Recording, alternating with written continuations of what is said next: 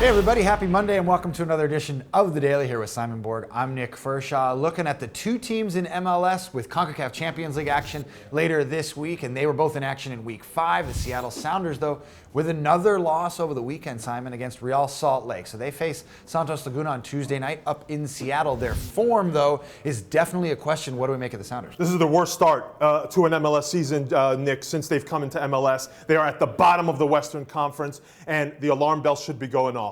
That display at Real Salt Lake was alarming. No one on the field in that 11 took responsibility, took control, showed any desire. And I think the Seattle Sounders continue to suffer from something that's been afflicting them for several years now. In the big game, when the chips are down, when they need someone to just rally the troops, they don't have that leader on the team. And they still don't have that leader. That's an issue. But that being said, the caliber of the opponent they're about to face in the Champions League might wake them up. Tuesday night, 10 p.m. Eastern on Fox Soccer. The Wednesday night game in the other semifinal, that's the LA Galaxy against Montreal. Now the Galaxy back in action on Saturday. Omar Gonzalez puts in a 90-minute shift after the U.S. national team game. And Landon Donovan returns for about a half an hour, a 2-2 draw against Toronto FC. No Robbie Keane. What do we make of the Galaxy? I think the Galaxy are fine. The one issue they have is in the back. They give up some chances here and there. You know, Leonardo not clean with that one flub that he had on the Toronto goal. Aside from some defensive stuff they need to clean up, I think that overall they're fine. And having Landon Donovan come back unexpectedly, and basically if he came in for Toronto, he can come in against Monterey.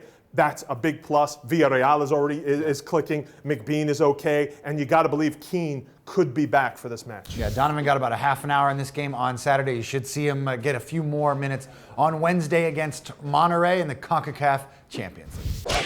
Moving on to the Eastern Conference, where the Montreal Impact are perfect no longer. A 2-0 loss against Sporting Kansas City. Matt Besler and Graham Zusi doing double duty for the U.S. national team on Tuesday. Yep. And then again on Saturday. And really the storyline in this one, this is the Sporting Kansas City team we expected to see in 2013. They controlled the flow against the best team in the league right now. Absolutely. The pressing game from Kansas City was on here. They didn't let Montreal create anything. They had one chance all game, a DeVayo shot that was easily stopped by Jimmy Nielsen. But when Kansas City is on their game, and they were helped by an early goal. Let's be honest. And Montreal also came out to play at Sporting Park. Sporting Kansas City doesn't see many teams that try to do that and try to play out of the back. I think Sporting Kansas City on their day, best team in the Eastern Conference. So the Impact, the last perfect team to fall in 2013. The other headlines in the Eastern Conference, New York Red Bulls get their first win of the season. Thierry Henry with a wonderful goal, the game winner for the Red Bulls. And the Houston Dynamo, good again at home, a 34-game unbeaten streak down at BBVA Compass Stadium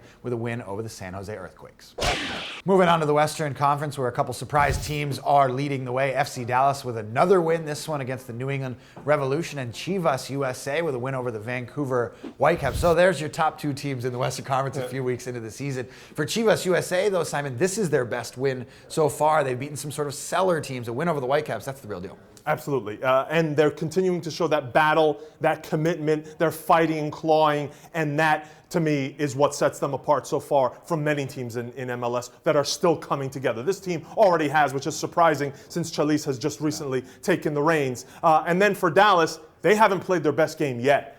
They have 12 of 15 possible points, and I don't think we've seen the best of this team, which is impressive. Blas Perez with the game winner. You realize how valuable he's going to be to FC Dallas, and those games missed with the Panamanian national team, whether it's the Gold Cup or qualifiers. So we'll see his numbers at the end of the season. But a game winner against the Revs, FC Dallas, still the best team in the Western Conference. We'll talk about that and a whole lot more on the latest edition of Extra Time Radio. The podcast comes out on Monday on iTunes, Buzzsprout, and Stitcher Radio. And don't forget about the goal of the week. We mentioned Villarreal and we mentioned Thierry Henry. That's probably 2 of the 5 nominees you're going to see. You can find out how to vote on MLSsoccer.com. The goal of the week. That does it for us.